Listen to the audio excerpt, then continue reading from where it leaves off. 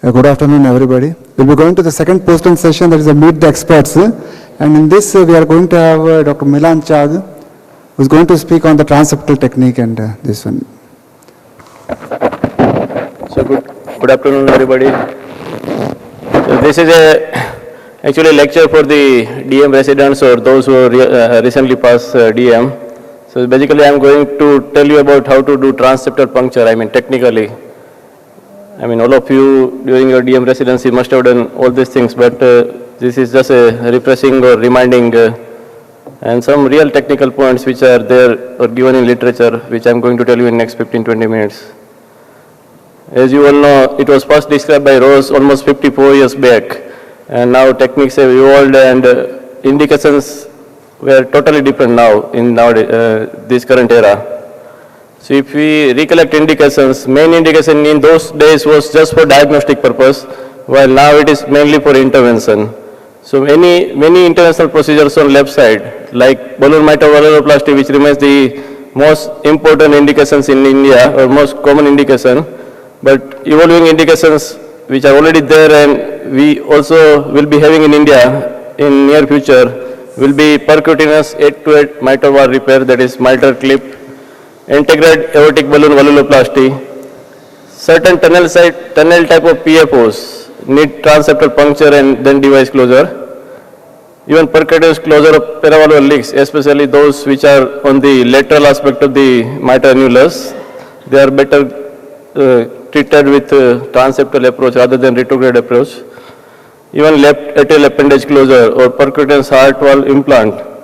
We recently just showed that first TAVR, percutaneous aortic valve implant was through transeptal puncture only, which was done by Alan Crebier.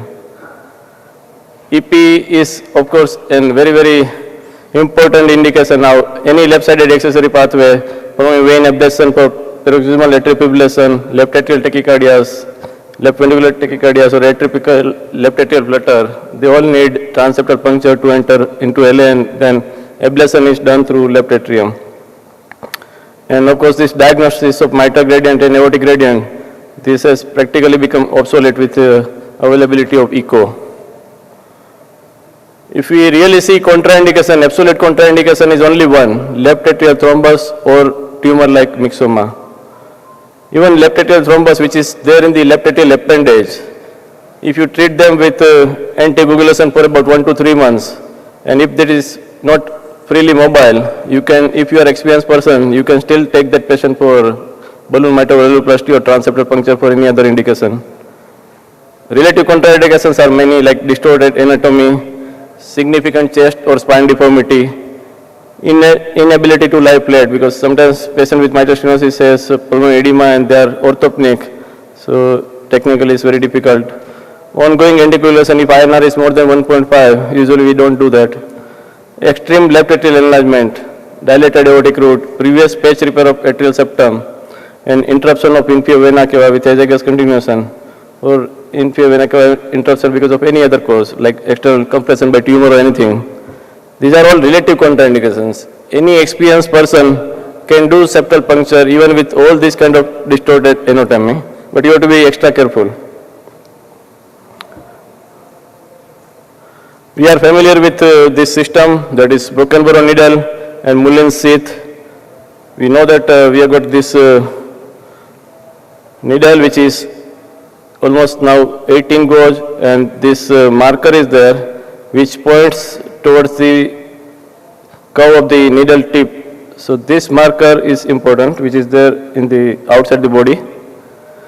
We take guidance of X-ray, that is fluoroscopy, but you can take guidance of transthoracic echo, transesophageal echo, and eyes also, intracardiac echo. CT, MRI, they are very, very, in India practically nobody is doing like this, but in hybrid lab, these facilities are available in Western countries. So I will just try to concentrate on fluoroscopy only, which is 99.9% of time we do a transeptal puncture by fluoroscopy guidance only.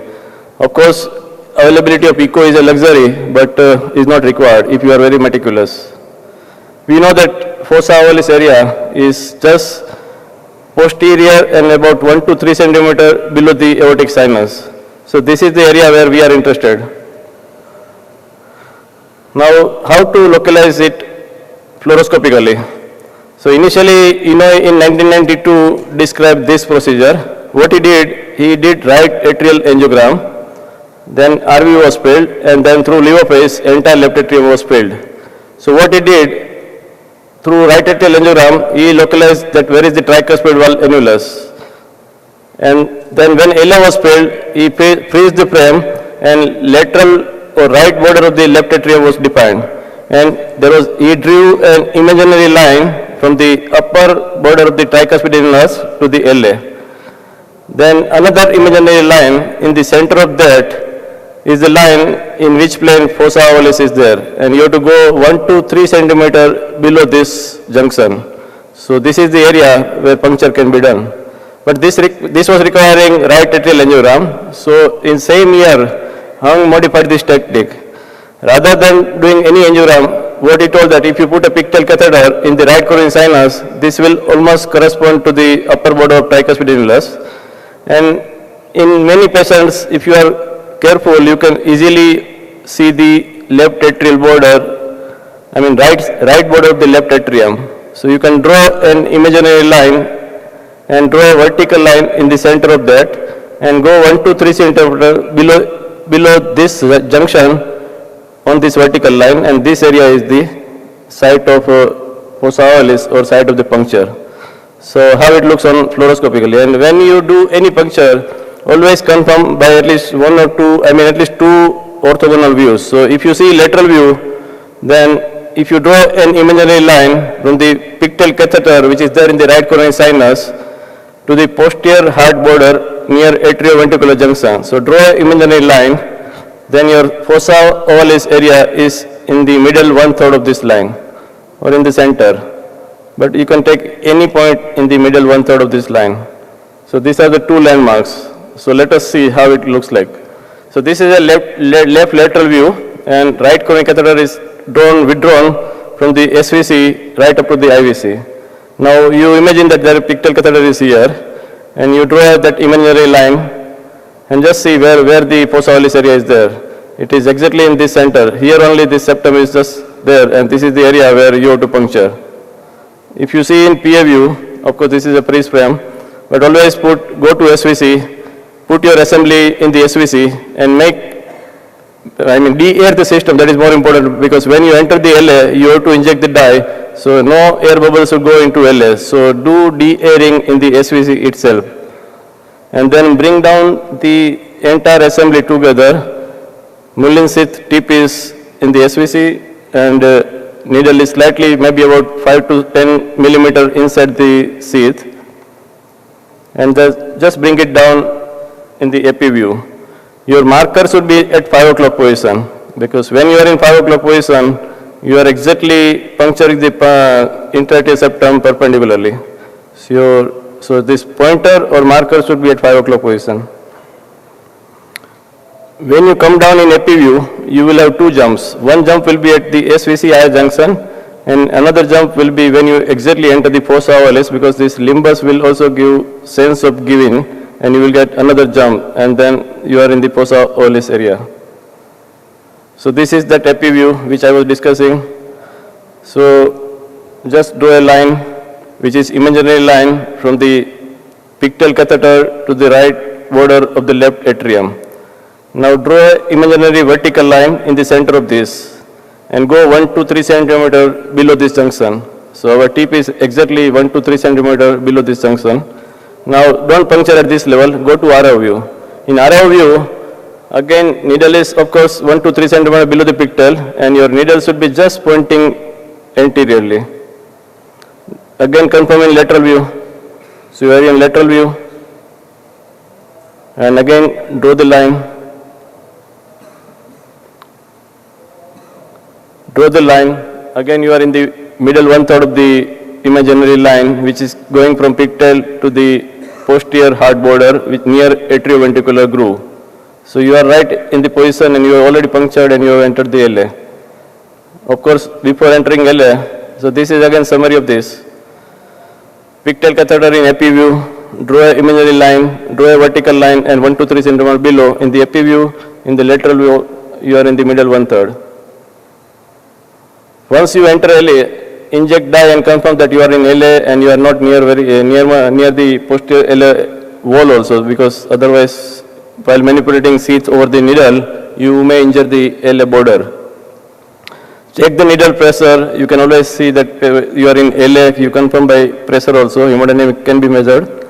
And you can, if you are in doubt, check oxygen saturation, because LA saturation will be arterial saturation. It will be normal.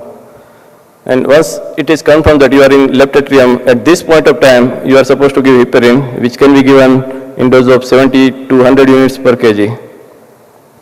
So this is how pressure will change. Many people actually connect the pressure transducer directly to the needle hub, so that continuous pressure is monitored. So once you are in RA, your RA pressure is there, and as soon as you enter LA, tracing will immediately change, and LA pressure will be displayed. So there can be many anatomic variations. Patient can have giant left atrium, and once LA is so much dilated, your fossa ovalis area will be shifted actually downward and posteriorly. So your puncture will be unusually low and posterior. So this is how it looks like. If it is LA is small, area is normal. If it is medium size, you have to go further down and more posteriorly. And if it is huge aneurysmal, then you are very much below and posteriorly. And this is how it looks in short axis. See, this is normal. I told that you have to go at 5 o'clock position. But if your LA is huge, this is just imagine in cut section CT. So your perpendicular plane is almost at 8 o'clock. So your needle, you have to rotate so much posteriorly from 5 o'clock. You have to go to 7 or 8 o'clock position, and you have to be slightly more below than 1 to 3 centimeter from the pigtail. Then you will be at perpendicular point to plane of interatrial septum, and you can puncture the left atrium. If your right atrium is hugely enlarged, then reverse is the situation. You have to go to 3 o'clock or 4 o'clock position to make it perpendicular puncture. And if both atria are enlarged, then it remains same. You have to go at 5 o'clock position only. If you have giant right atrium like this, then your LA border will be here, it may be at usual position. Then when you put a routine needle, it will never touch the right atrium. In that case, you have to give extra curve in vitro only, outside the body only, that you have to give extra curve to the needle, so that needle touches the interested area. Many times you see these two kind of jumps, that one is jump is SVC to RA, and then at the limbus at fossa ovalis area. But if somebody has mitral stenosis and LA pressure is very high, then this fossa ovalis area itself is bulging so much that you may not get this given sensation at the limbus. So all fossa are not same. You may not get given sensation as soon as you enter the fossa ovalis area. If fossa is bulging, there will be no further given sensation, and don't rely on that too much. If patient has situs inversus and dextrocardia, then everything is in reverse way. Either you have to just theoretically move and do your all action in the reverse way, or to make it more easier, you can switch the fluoroscopy image in right left reversal way, so that your dextrocardia becomes levocardia on screen. So it is slightly easier for you to interpret, but your all maneuvers will be in the opposite direction. So whenever you say clockwise, you have to go anti-clockwise, something like that. And when your situs inversus dextrocardia, then entry from the left femoral vein will be easier, then it will be more straighter towards SVC or IVC and RA. If it is situs solis dextrocardia, then ventricles are rotated, atria in situs solis dextrocardia, atria are in same position, so then you have to puncture in routine way. Now, as I told that there are many new indications, so if you are planning for age-to-age repair, then your puncture, then when you want to do site or specific, procedure-specific puncture, then it is better to do under trans-esophageal echo, because in most of this procedure, TE is otherwise also required. So if it is puncture for the age-to-age repair of the mitral valve, for mitral clip insertion, then your puncture should be quite high as well as posterior. So usually better to do it under transesophageal echoguidance. If you are doing for balloon mitral valvuloplasty, then it is in the fossa ovalis area, and if you are slightly in the lower part of the fossa ovalis area, then your entry to mitral valve will be very much easy and manipulation will be less. If you are doing for LA appendage closure, LA appendage is here, then it should be in the fossa ovalis area, in the upper part of the area, fossa ovalis. So it goes directly towards LA. So this is how a 2H repair is there, because puncture is high, so you can go vertically down and you can take the clip, you can insert the clip. And if it is balloon mitral valvuloplasty, if your puncture is slightly lower in the fossa ovalis area, then your entry is very much straightforward and manipulation in the LA will be much less. Sometimes it is difficult to puncture by routine broken barrow needle. Then you can take help of electrosurgical cautery. If septum is slightly thick, or if septum is aneurysmal or very much floppy, then as soon as you try to push the needle, needle may not puncture if it is very thick, and if it is very much floppy or aneurysmal septum, then it will just give way. Septum is so floppy that needle will never be able to puncture the interarterial septum. In that case, you can do radiofrequency. You can apply radiofrequency energy to the septum and you can puncture the septum. There are special devices available for all this, which is actually not required also. Sometimes septum is so thick that even if you are punctured, 2 minutes for you. Yeah, just 2 minutes, yeah. Sometimes even if you are punctured, malignancy may not go. In that case, you can do balloon dilatation also. So you can, suppose you are not able to puncture the septum, just apply this your routine cautery to the transseptal needle, and that is radiofrequency current, and that will puncture the septum, and then you can pass the wire over this. This is a special device which is not required actually, and this sept is another very stiff wire which takes J-shape as soon as it enters LA. That is also not required. And if somebody has IVC interruption, if somebody wants to go through jugular approach, then there is special system available which has a stabilizer sheath like pigtail going from SVC to IVC. There is side hole here like this that allows this guiding catheter to point towards interarterial septum, and then there is screw-like device which actually allows screwing and perforation of the interarterial septum to allow it to enter into left atrium, and then you can finish the procedure whatever is required. Complications are common in initial phase, but if you are experienced, then it is very rare to a complication, but you should always be prepared. And this is the dreaded complication if you get stitch phenomena. If you puncture from the right atrium to the left atrium, this area is in the pericardium, and immediately as soon as you remove the balloon or wire or sheath, immediately you will get pericardial collection and patient can go into tamponade. Simplest way is to always recognize it, keep your echo machine. If there is any doubt, always do echo on the table, and if there is pericardial effusion or tamponade, you have to immediately tap it. And if it is stitch phenomena, usually surgery is required. So there are simulators available for balloon mitral valvuloplasty also, like what we have for airline pilots, but accidents still occur. So before you do or learn balloon mitral valvuloplasty, you must learn how to do pericardiocentesis in emergency. If you do this, if you are able to do this in emergency, then and then you should venture for doing balloon mitral valvuloplasty. Thank you.